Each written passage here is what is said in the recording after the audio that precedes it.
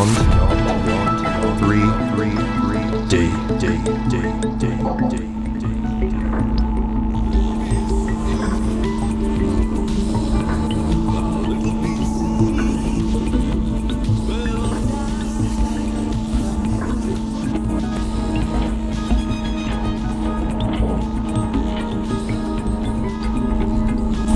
Welcome back this week, everybody, to Beyond 3D. Hello, Matt.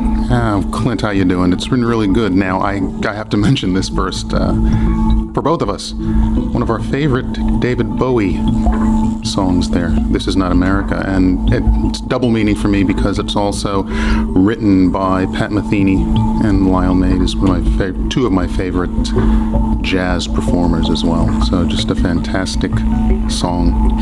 And I didn't know this until I walked into the studio this morning and you had that song playing on air. And I said to you, oh, I love this song. This is my favourite Bowie song of all time. And you told me it was yours as well. So there's another little bit of wonderful synchronicity there. Absolutely. So going back to 1985 with that one. I saw that film, The Falcon and the Snowman, when I was quite young. And that film sold me on Bowie as being my favourite Bowie song, that particular film. And if anybody doesn't know anything about it, it's based on a true story, Matt, isn't it? Yeah, very interesting. I read it here. The former altar boy and former Catholic seminary student, another thing that we all went through as kids. Absolutely amazing. Christopher Boyce and drug dealer Andrew Dalton Lee, two men from wealthy California families who sold classified government information to, of all places, the Soviet Union in the 1970s. Interesting. Why? Yeah. Catholic boys. Say no more. Yeah, unbelievable. But my world was rocked this week with that news that Bowie had passed. I do remember hearing it on the radio, and I was literally gobsmacked because he was a massive part of my childhood. It was interesting for me when I first heard that. I was, very interesting. Had no idea he was ill in any way, shape, or form. And from what I see, that's been kept he kept it very private for a reason. New album, Black Star. Okay, new album Black Star has come out, and I did actually listen to that on Spotify. Very dark. Yeah, it was. But then again, you think about the headspace that he was in. You know, when you're viewing your own mortality like that, and as creative as he was, that had to be channeled out in some form. Right. So I guess, in a way, it's a very cathartic album for him and his family and his fans around the world. Yeah. But hey, I can remember seeing him back in the 80s, the beautiful Moonlight, the Serious Moonlight tour it was called, in Madison Square Garden in New York. And it was a good concert. It wasn't the greatest concert, but it was very enjoyable. So it was good to see him perform. At least I got to see him perform live, and that was a good thing as well. My introduction to Bowie was via a boarder who she was living with us when I was quite young, and she used to play his music on cassette. Okay. Children, there used to be things called cassette before you could download music off the internet. Yes. Corinne used to play the cassette in her room that she was boarding with us at the time, and I used to hear this music pumping out, and I'm like, what is this stuff?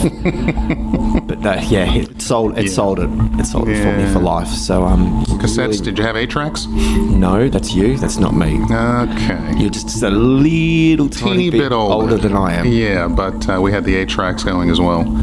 Reel to reel. 8-tracks, cassettes, vinyl. Every time I hear the word 8-track, I think of that episode of The Simpsons where Homer buys a car and it's got an 8-track in it. I know a few people who bought cars that had 8-track cassette players in them, and this is in the States. Yeah, went the way of the dodo quite quickly, actually. Absolutely amazing. So, but we digress. God rest David Bowie. Thank you for the artistry. Thank you for the music, and that's what we'll be left with, and that's the main thing, and that's the most important thing. Not just even music, art, style, everything about him. It's more of the fact that he was a catalyst for so many other people to bounce off and to bloom. So all of a sudden things were acceptable, whereas before they might not have been. And then I woke up so he passed away at the age of 69, and then I woke up this morning to actually it was late news that I got about Alan Rickman. Yeah. I still, when you said it, it takes you right back to Die Hard. Yeah, Hans Gruber. Immediately, I was like, whoa. Still one of the best villains in any movie I've seen, bar none. Brilliantly played. And the way he went out in that film, just ghosting backwards away from the camera and free-falling off Nakatomi Building, it was just awesome. Fantastic movie. Yippee-ki-yay. That's it. And that was the best one of them as far as I'm concerned. After that, it went downhill. But hey, look, he was great in that. And naturally, the Harry Potter series. Yes, awesome. Good old Professor Snape. Beyond 3, D. Now, Matt. Yeah. What have you been looking at this week? I have spent a lot of time looking at 9/11. And the reason being is because I heard from a friend in Chicago that worked with my sister. And she worked with my sister at American Airlines in flight operations. And for me, 9/11 is very pertinent. It's very real, not because I'm a New Yorker. More the fact that I knew a few of the people that were pursers and flight attendants on those flights for American Airlines through my sister, who worked for American Airlines. So, being that I heard from a friend, Sylvia, we were reminiscing about times way back when, and 9/11 came up. And for me, when 9/11 comes up, a lot of information that never has come to light also comes up. Now, what we want to be able to do in the next few weeks is interview an author that was also a purser or a flight attendant for an airline that has written a couple of books and get some really interesting information from her. But it just brought up all the memories of what was going on. The fact that, quite frankly, I was literally on the phone with my sister in Chicago, who was in flight operations for American Airlines as this was going on. And some interesting things were happening at the time.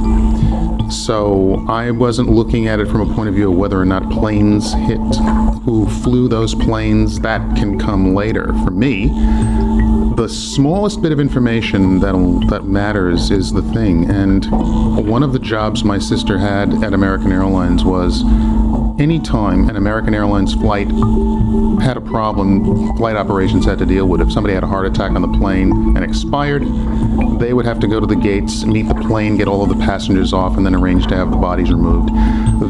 If a plane went down, they were responsible for going into the computer systems and removing the passenger manifest list for that flight so that the system couldn't be hacked and possibly names of people could be released before next of kin could be notified. Okay, that's like cool. That. So we're on the phone. The first plane had hit the North Tower. Hang on a sec, allegedly. Allegedly. Yes. Yeah. Well, something hit the North Tower. Yeah. And all of a sudden, they get the word that their flight was basically, the transponders had gone off, it was missing. And then the second plane hits the tower, the South Tower. She was telling me all of this, and I'm hearing all the guys in the background going, what about this person? What about this person? Because they knew the people that were flying, that were the pilots and that were on the flight crew. And so I'm listening to all of this as it's going on, and she says, oh man, I have to remove the passenger manifests because that was her job. She gets on the computer system, goes to remove the passenger manifests, and guess what? Let me guess, it's already disappeared. They were gone. Okay, that's not normal. No. And she said, wait a minute, what the heck is going on here? She's the one who's supposed to do this. Mm-hmm. They weren't there. They had already been removed. And that was the first of a series of events for me that just showed that there was definitely something else going on there. I've spent some time this week trawling through interviews on YouTube in regards to 9/11. Right. I was all over it about 2 years ago, and then I intentionally had a large sabbatical. I wanted to distance myself from it, because you know what it's like after a while when you start ingesting, you start to lose the taste for it, and it starts to become, you start to become numb to it. And I dare say at this point in time, a lot of people are numb to it. It's been and gone. It's old news for some. There are a lot of people out there that still grieving and still trying to deal with absolutely. with having no control over that entire situation. But I have been looking at interviews this week gone in regards to 9/11, and I intentionally avoided all types of conspiracy interviews. I don't want to have my opinions swayed. If I'm going to have my opinions swayed on what occurred, I'd rather listen to facts. So, and that's from, if you want to educate yourself, you deal with facts. You don't deal with hearsay and stuff like that. So I spent a lot of time this week looking at factual interviews. Now, the 9/11 Truth Movement have done extensive amounts of research into what occurred or what they believe occurred. One of these documentaries that I watched was in regards to large amounts of thermite that was found forensically on the site. This thermite compound, which is used for detonation and explosions, was detected and found at the crash site. They said it had to have been there before the building even came down. So the explosions allegedly occurred in a demolition style tactic before any planes allegedly hit the building. And one of the other documentaries I watched was in regards to only a lot of people don't know this, but only 3 news networks have footage of planes allegedly hitting the buildings. There isn't a single New Yorker who had a mobile phone or a video camera that captured a plane hitting a building. Everyone captured the building exploding and falling apart and the demolition of those buildings. No one actually has footage of a plane. You think about the population of New York, Matt. You're from New York. Nobody has a footage of a plane hitting a building. There was one a video that was put up on YouTube, I believe, and it actually showed Tower 1 alight. And then all of a sudden, it looked like it was somebody just left their camera on record. Okay. And they were going through it. All of a sudden, when it comes to the second building, and the angle of this was basically looking down the west side of Manhattan, so they're north of the North Tower, so you can see the North Tower on fire, you can see the South Tower in the background. Based upon the timing and that the South Tower was not alight at all, you would think they would have captured something hitting the tower. What was put on YouTube showed North Tower, South Tower, nothing. All of a sudden, a blip, and the South Tower was alight as well. I also watched interviews with eyewitness testimony of people that watched vans go into the World Trade Center the day before. Big, large white vans that went into the car parks and never came back out.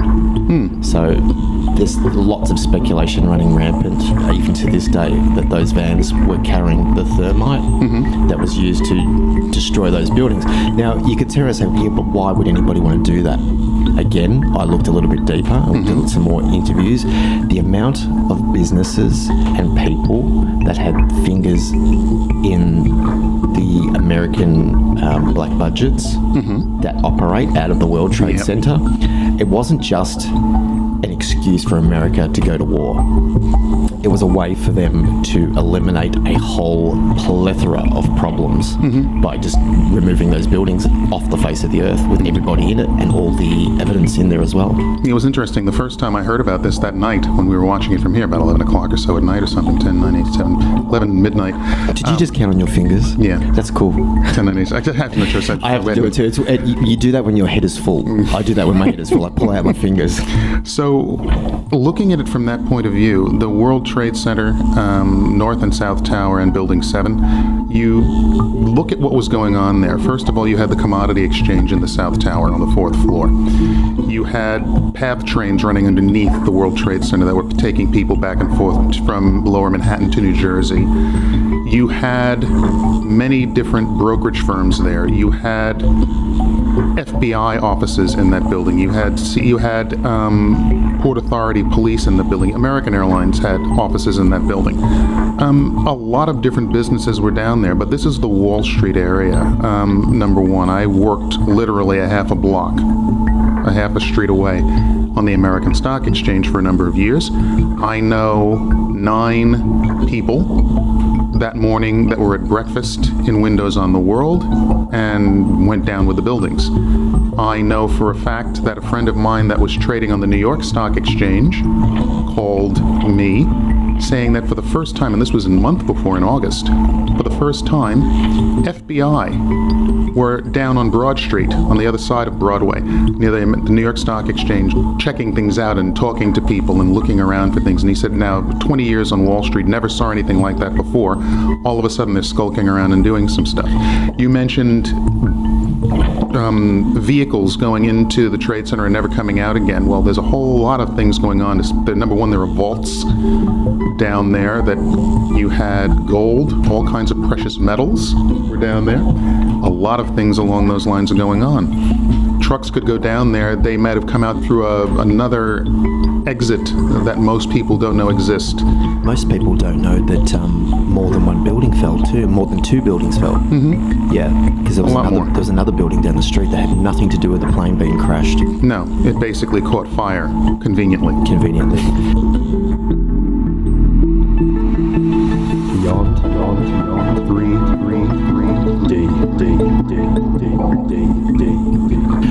And like I said, one of the interviews I watched was in regards to molten metal. Yep. And the amount of heat that it takes to liquidate steel. A plane could not generate that kind of heat, even though that it allegedly crashed into a building. Mm-hmm. Over 1,000 experts, structural experts, have come forward and all given testimony to say, under no circumstances could a plane destroy that building like it did. Mm. So when you've got that many eyewitnesses making that kind of testimony, and like I said, I watched another documentary in regards to the video compositing. Mm-hmm. So video compositing of a plane going into a building, and they zoom in on the destruction and the plane actually penetrating the side of the building, and it literally disappears off the screen before it actually touches the building itself. Mm. So there's lots of information out there on the internet. If you wish to trawl through 9/11 stuff, you can spend weeks and months looking at all of that and still come away scratching your head. A lot of it. But now here's the thing. Now, that's all well and good. You have a lot of information out there. I tend to want to take it from a point of view of insiders and what was going on. So I know people who worked for the airlines. I had friends who were in the New York City Police Department that were stationed there as it was going on. I didn't know. By that time, the one person I knew in the fire department had already retired. His dad had already retired, so I didn't know anybody in the fire department, but I knew a lot of the cops that were down there. I knew Wall Street. I worked there for a number of years on the floor of the stock exchange. I knew people that were in those buildings. The thing that shocked me the most when I first heard about it happening and they said, 2,000, 3,000 people lost their lives, was this. The fact that only 2,000 or 3,000 people lost their lives. Because, quite frankly, 9 o'clock in the morning, World Trade Center, Wall Street, there's got to be at least 30 to 50,000 people in and around those buildings at all times at that time of day. And you would know that too, because you used to trade. I used to do it. I used to take the PATH train into the city from New Jersey and go up through the South Tower, World Trade Center on a daily basis to go to work, and would go home the same way. So, bucket loads of people. The other thing that I really think was funny was, and this is just the way we think, when we were kids watching these buildings being built, because you could see the towers going up as we were kids, my brother and I, we would look at it and say, my God, that thing is so tall. If anything ever happened to those buildings, they would fall clear across Broadway because they were so tall. We never thought we would see those buildings basically just collapse in on their own footprint like that, ever. The documentaries I watched, they called it imploding.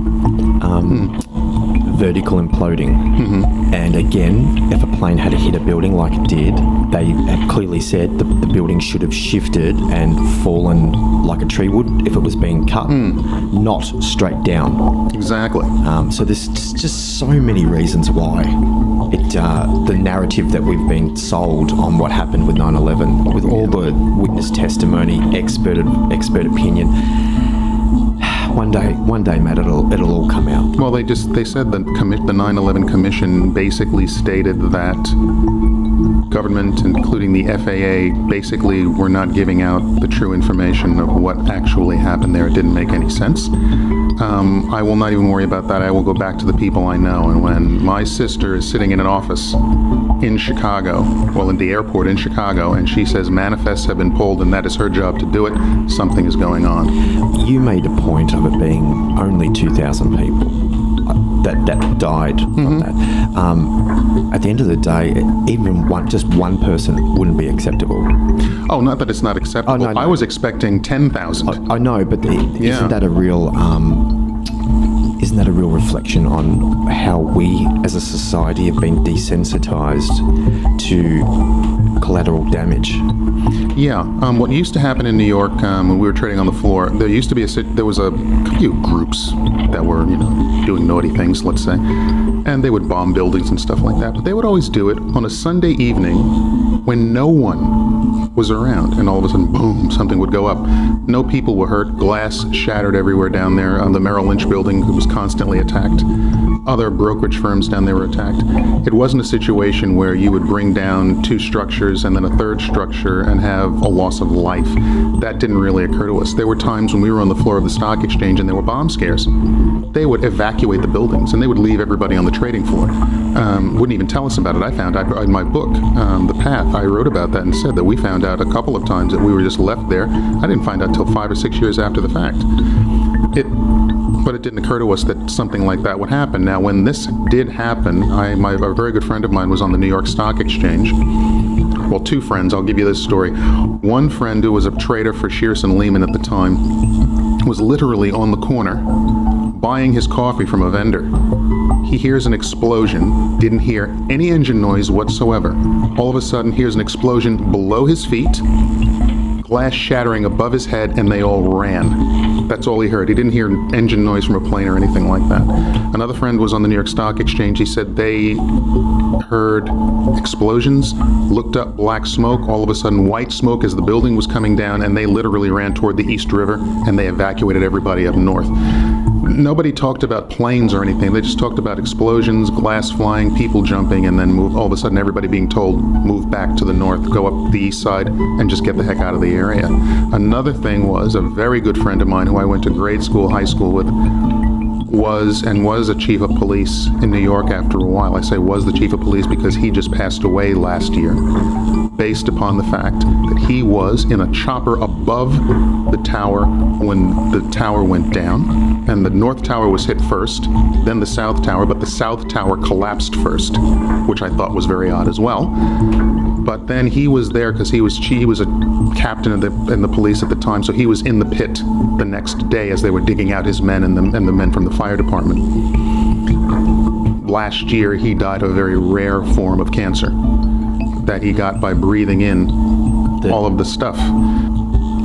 My sister, who had gone into those pits as well and had a rare form of cancer that the doctors told her would basically get rid of her, but no, when she was in her 80s, was down there, breathed that stuff in, and quite frankly, lasted till 2007, and all of a sudden it exacerbated in her lungs and everything like that. So even though this happened in 2001, it is affecting families and people today, right now.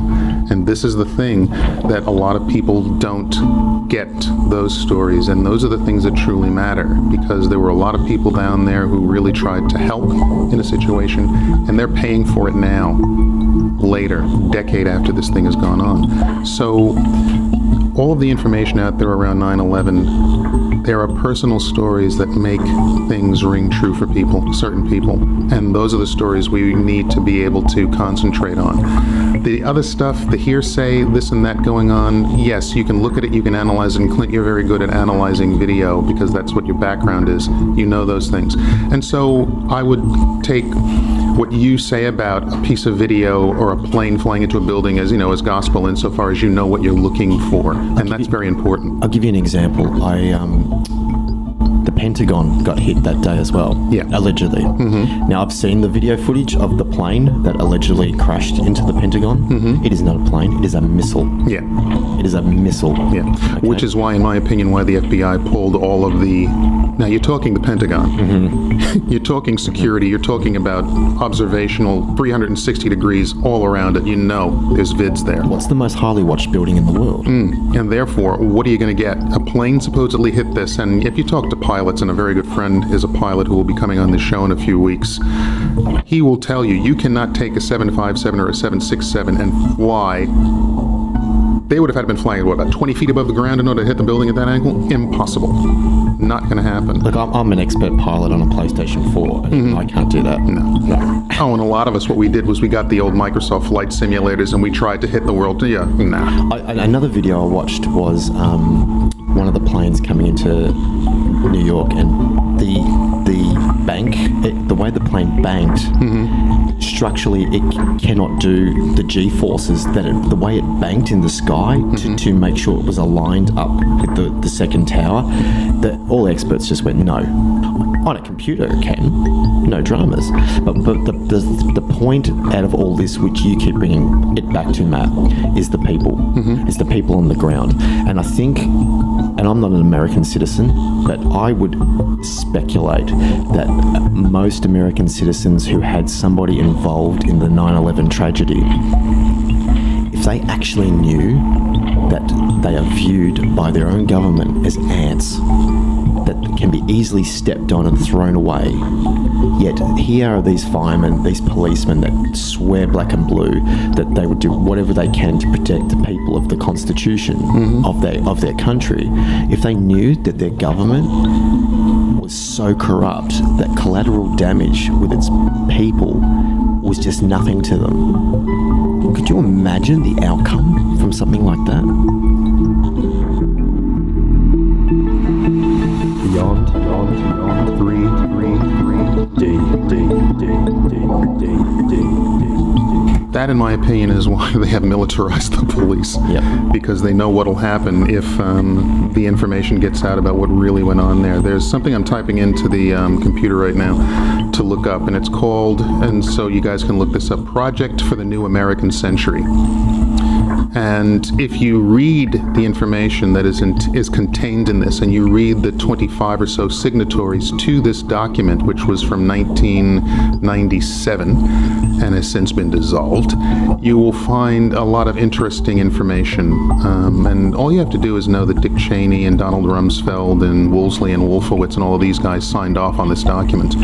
And what they were looking for, the 7 countries they said there would have to be wars with, and the different things that were going on. That will give you a lot of the information you need to find out about.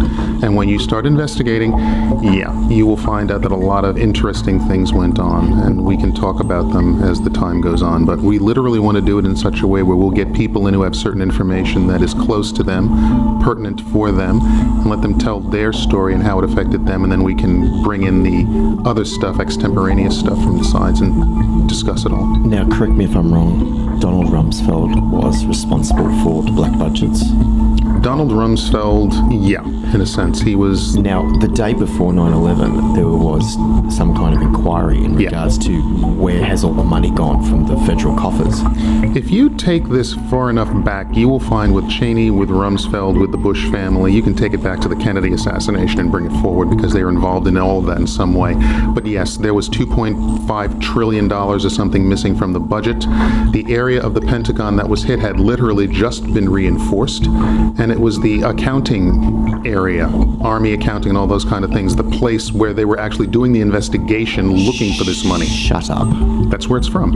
So, and that is supposedly where this plane went in, and you're telling me no wings, nothing like that, it just now was a missile, I believe. Hang on a minute. Now, Australia is not as militarized as America is. Right. I'm pretty sure if there was a 747 heading for Parliament House, that very, very quickly our government would scramble some kind of fighter jets to take it out. Well, they did the same thing in the United States, except for one problem. There were military drills going on and training going on, so all of us, So convenient. the airline, all of the fighter jets that would have been in the area were off on missions someplace else, doing training, war games, and those kinds of things. Of course they were. That's the way it works. But then again, you can bring that up for, it was, they were doing drills during the Boston bombing, at the Boston Marathon. They were doing bomb drills. They were doing drills at, 7/7 in London. Drills were going on at the time. Yep. So it's, use the drill to cover or to covertly disguise what's going to happen as far as the real thing you're trying to do at the time. But 9/11 is a sore subject with a lot of people. It has been done to death, so to speak, as far as the internet and conspiracy theories and stuff like that, but there are personal stories, and those are the things you need to look at because it brings it back to the point where it's real for people. Look, at the end of the day, I think I put something on the Beyond the 3D page, and I was talking about different ages of mankind that has been and gone. Mm-hmm. So, like we had the Stone Age, the Dark Ages, then that followed up with the Machine Age and the Atomic Age. And I would have to go as far as saying that this, at the moment, we're living in what I would call as the Age of Deception. That's a very valid point. Yeah, here it is. I'm looking at it now. I brought it up on the Beyond 3D page. Yeah, the Age of Deception. There's so many different clandestine organisations that are allowed to be and to exist and to do their own thing, not accountable to anybody else. But those people that punch their clock 9 to 5 and they live in a bubble don't want to know until a building collapses on somebody that they love, and then they're left standing there scratching their head going, how did this happen? Happens all the time these days. But that's where it's wrong, Matt. That's where as a society we've just become numb to the fact that collateral damage is okay, I wouldn't say okay, but it happens. Like, it should never be acceptable. I don't think it's acceptable. I just think that this is the way people have been basically trained, brainwashed to believe that this is the way it's going to be. I mean, it literally comes down to, even look at the election coming up. You just had Obama give his final State of the Union address. And now what do you have? You have a situation where you have to choose between who? Bernie Sanders, Hillary Clinton, and Donald Trump? It's already Hillary Clinton. I know it's already Hillary Clinton. I've already made a $500 bet with somebody else that it's Hillary Clinton. I'm that confident it's Hillary Clinton. I discovered, probably as recent as 3 years ago, that it's going to be Hillary Clinton. That it's already predetermined that it will be Hillary Clinton. And a lot of people don't understand, and you and I know this, Matt. The Bushes, the Clintons, and... Name them, the Rockefellers? The Rockefellers, they're all in bed together. Yeah. So at the moment, Jeb Bush has put his hand up and said he wants to run. Right. But he will get his turn after Hillary has served. Hillary wanted to serve. That was back when Obama was running. So Hillary was told, okay, you can just call your jets. We'll bring you in when Obama's finished. Obama's just about to finish. Hillary will walk straight into the job. And the first thing she will do, she will appoint her husband as head of the United Nations. And the next thing you all should do is move to the Southern Hemisphere if you're not here already, especially if you're up north there, because you'll need to. That would be very interesting. They will become the most powerful couple on the planet. Absolutely. If that happens. Absolutely. And being that they consider the Bushes family, as they have said. Yeah, well, Jeb will come in behind her once she's finished her term, and then, the nepotism continues. It continues on, and that's the thing. So, World Trade Center, we will have a few people in the coming weeks that will be able to give us their bent on the information that is out there. That's very important. Clint has his way of looking at it. I have my way of looking at it. And I think what we'll do next week, and continuing this, is I can give you guys a story on a person I know who happened to be the head of security for Credit Suisse at the time of the 9/11 fiasco. And you would find very interesting what he was going through and doing as the police and the fire department were literally digging through the rubble for human beings. They were digging through the rubble for something totally different, and they had FBI protection. So, that'll be an interesting topic next time. Look forward to that. It's very interesting. Beyond 3, D. Welcome back to Beyond 3D. Matt and Clint here, talking about things, waxing philosophical, and I heard some interesting news, and so what we're going to do is try to reach out to this person. Hopefully, we'll be able to do that. But the news I heard was this, and it's about someone who's very near and dear in the paranormal community, let's say, and his name is David Icke. And what we've heard is that he is going on tour this year in 2016 around the world and doing different talks and things and seminars. And the other thing that's interesting is that when it came to coming to Australia, the Australian government denied his visa, I hear, which I think is very interesting. Now, I had seen David Icke here in Australia a number of years ago. I'm trying to remember it had to be at least 12 or 13 years ago, in Collingwood of all places. Up in Melbourne off Hoddle Street, because I think it was actually, now that I think about it, it was at the Collingwood Football Club, the old ground there. You mentioned that to me before, and I was I couldn't process the words that are coming out of your mouth, because you said David Icke and Collingwood. Yeah. Now, David Icke used to be a professional soccer player before he took this path that he's on now. And so when you said Collingwood, I immediately thought about Australian rules football, and I went, hang on a minute, those two things aren't meant to link together, but you were talking about seeing him at a venue where he was giving a talk. He was giving a talk there. And so I think we'll reach out to him and see if we can possibly ask him why he believes the government of this country would want to stop him from coming here and speaking. He has been very open recently about the UK, the United States, and Australia as being a cabal.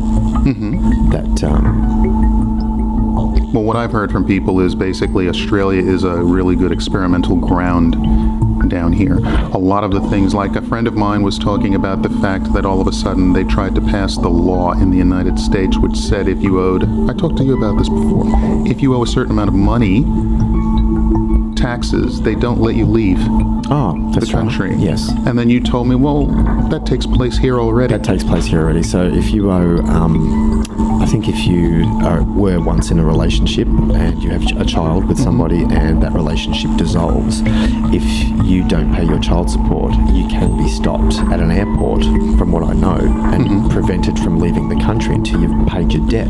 Well, in the United States, that is seen as abominable, that if you owe a certain debt, and that is, it's not in a court of law, the IRS could come up to you and say, oh, by the way, we're assigning you a $2,000 debt. Well, they made the number bigger. It's over $50,000 there. But it's one of the control mechanisms that are being put in place. Now, that's already exists in a form in Australia. The other thing that exists in a form in Australia is gun control. They brought all the guns back here, and it's very difficult. You can still get a license. There are still shooting clubs and everything down here, but Australia is known as the place that got rid of the guns, whereas in the United States, they will fight tooth and nail before they get rid of the guns. That is because, though, we're talking about two very different societies. Absolutely. Two very different societies. I mean, in Australia, we had that mass shooting down at Port Arthur. Right. And the government went, look, it waved its finger and it just said, look, we're going to take your guns now. And everybody just went, yeah, okay, fair enough. Fair enough. But in America, totally different society where America has experienced many civil wars. Australia had one civil war and it was over gold mining. That was it. And it was all done and dusted. But you've had many civil wars over the years where in your constitution, America's constitution, you have the right to bear arms. Second Amendment. Yeah. Second Amendment. And back in the day, it was done so a tyrannical government cannot overthrow its population. Exactly. Never before has it been more permanent than today for those Second Amendment laws to exist. Because if they weren't there, I can guarantee you the American population would be totally steamrolled by now. I would think so. And that's why it's necessary to have the Second Amendment in place. The other thing that they need to remember in the United States is not the vote, but something more important, the power of a jury. And the power of a jury is the power, you're not just there to follow a judge's instructions. You are there to interpret whether or not law is fair and it is being used in a manner that is fair to the accused. And this is a thing, the power of jury nullification what they can actually do. They can use juries to protest against unfair laws. But what tends to happen when you go into a court, most people, you mention the two dreaded words jury duty, and they run for the hills. And the next thing is, a lot of times the instructions given literally stymie or bind your hands together in such a way where you are not allowed to even interpret what's going on. You are guided to the point of the ridiculous. And so that's the thing that doesn't get talked about as much, but is just as important as gun laws, just as important as posse comitatus, just as important as a lot of the other things that are going on in the United States right now. And it's a reason why a man like Donald Trump is doing so well in the polls right now, because he's saying what the people want to hear. And he's saying he wants to give the people back the power. But he's only telling them what they want to hear. He's telling them what they want to hear, and that is all it really comes down to. But being that they want to hear it, he is doing quite well in the polls, whereas the other people that are running for office basically are kowtowing to the people who are funding their campaigns. So they have to say certain things and they won't say others. So what can you do? But back to David Icke. He has some interesting information out there, so we'll reach out to him and see what we can come up with, because it would be really nice to have him on a show like this and just ask him, why do you think the Australian government wants to stop you from coming here? What would you say that could cause such a stink that they're worried? The truth? Oh, that might be part of it. The truth. That literally might be part of it. So as we speak, we're sending an email off and we'll see what happens. But yeah, watch this space. Beyond 3D.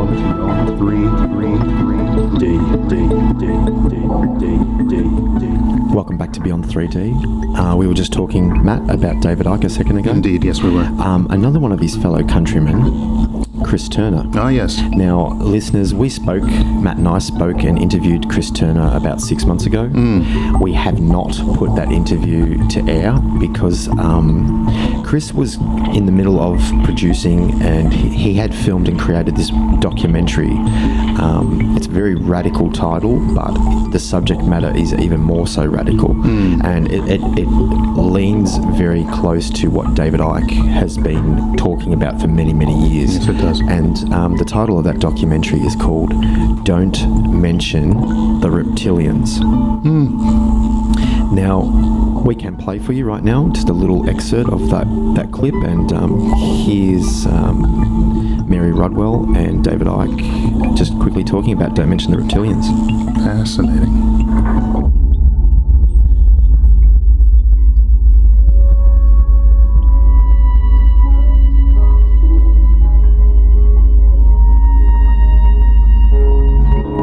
I think if you look at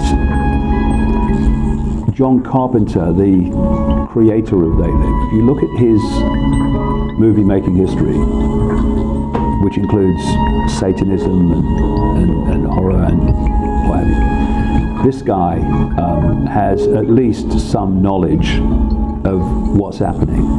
And I had to laugh. I said this in a book once, years ago. And someone wrote to John Carpenter saying what I'd said. And he wrote back to him, I saw the letter, saying, no, it wasn't. The aliens, inside the people, I was symbolizing the Republicans. And you go, yeah, John, all right, yeah, okay, you were, yeah. I mean, anyone who's seen They Live will laugh at that. And I think if you look at They Live, it's classic, and that time back too, where you have a small number of people who are actually not what they seem. They look human to people in everyday life, but when the guy put the sunglasses on that allowed him to decode reality on another level, that was the symbolism of it. He saw that they actually, behind the human form, they weren't human at all. And they were the people in power. They were the bankers. They were the politicians. They were the president. They were some of the police. And also, when he put the glasses on that subliminal level, he could see all the subliminal messages all around him, telling him to stay asleep, to not question, to obey authority. And it was a movie. It was kind of a B movie, wasn't it? A kind of most people would never have heard of, and yet it was way ahead of its time in portraying the world that we're actually living in.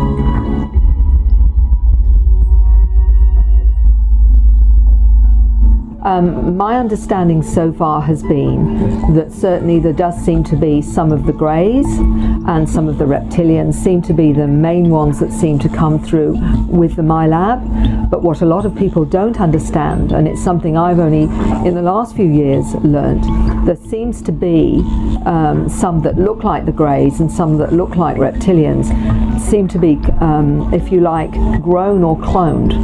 And these are programmed by military that are not in fact the genuine article. So that in itself, they're called programmed life forms, and they're programmed, as I say, and there is a different energy signature between those and the real ones. And some gentlemen that I've heard of testimony have said that to meet them there is a coldness and a real sense of fear around them. It's like they really do feel very dark. And so again, it must be very hard for a frightened experiencer to be in a scenario where they're facing one of these programmed life forms and believing that this is an ET, and in fact it isn't. So it's a very, very complex, if you like, and with many layers, which was, I'm still as a researcher trying to work out. So that's just a little bit of the documentary there, Matt. That'll be excellent when it comes out. I believe you said March? March. Well, Chris did an update on YouTube this week in regards to the working title. The working title was Don't Mention the Reptilians, and it had been the working title for the last 12 months as far as I know, but because he has financial backers who are helping to bankroll the distribution of this film, it has had to have its working title changed. Distribution is king. And its new title now is Alien Reptilian Legacy. That's what it's going to be rebranded as, and allegedly it's going to come out in March. And it'd be interesting to see how that's going to be received here in Australia. I'm looking forward to it, actually. I think it strikes a chord. As you said, there's a David Icke tie-in there as well with the Reptilians. And quite frankly, I'm just looking forward to it just for Chris's sake. I want to see this thing out there so he'll have that work behind him and he can go forward, because I think he's done just such an amazing job getting this thing produced. The thing is, Chris didn't ever expect to set down this path. I mean, you and I have interviewed him, we've spoken to him. This was not a life path that he chose. He is a documentary filmmaker, and this information was brought to him. And the more he dug and the more people he interviewed and the more highly credible, like we've had Mary Rodwell on this show. Exactly. She is no bumpkin. She's no country bumpkin. She is a very well-rounded, highly educated clinical psychologist. And the testimony that she's given for this documentary with the eyewitnesses and the people that she's interviewed, there has to be something in it. Yeah, I think so. I definitely think so. So we'll bring that information to everybody as it happens. Yeah, that's going to actually be good. So we'll get together, talk with Chris again, and get some really good information out there. So when the documentary is released, we can definitely have our audience here in Australia physically go to a theater perhaps and look at it and do some work around that and really promote it properly, because he's done a lot of great work and we need to see that work rewarded, the effort rewarded for that work. Speaking of rewarding effort, we have the Nexus Conferences coming up. I'm really looking forward to that. I haven't been on the Sunshine Coast in a very long time, and Duncan Rhodes and the guys are going to do an absolutely phenomenal job with this year's Nexus Conference. There will be some phenomenally good speakers, interesting information, cutting-edge information, new information about old topics. new research being done. So we will happily get up there and do a little bit of interviewing, a little bit of this, a little bit of that, and bringing to you here at Beyond 3D some great insights as to what goes on in a conference like that, and the people and the information that they're giving us. It's just fantastic. And it's great that Duncan and his people are putting together something like this, which really educates people as to what's truly going on out there, as opposed to what mainstream media keeps pounding us over the head with. And that's all we have for this week, Matt. Absolutely. So it's been a pleasure for us to present Beyond 3D to you. We will return again next week. As we said a couple of weeks ago, Clint and I, for this year, there's a lot of work we have to do insofar as interviews and getting things done, and trying to find the time, because we have a time constraint every week as well. So hopefully you've enjoyed this show. Keep listening out there. Like us on Facebook, on the Facebook page. Keep in contact with that. Any ideas, any guest requests, things along those lines, please drop us a line. rppb3d@gmail.com, or check us out on the Facebook page and leave us some information there, and we will do our best to follow up on that information for you. And can I just say, if you're looking for us on Facebook, there is a hyphen in between the 3 and the D. Easiest way to find us is pop that hyphen in. That'll do it. Until next week, take good care of yourselves, Clint. Have a good week coming up. You take care of yourself too, Matt, and everybody else out there, you take care. Just because you haven't experienced it, doesn't mean it doesn't exist.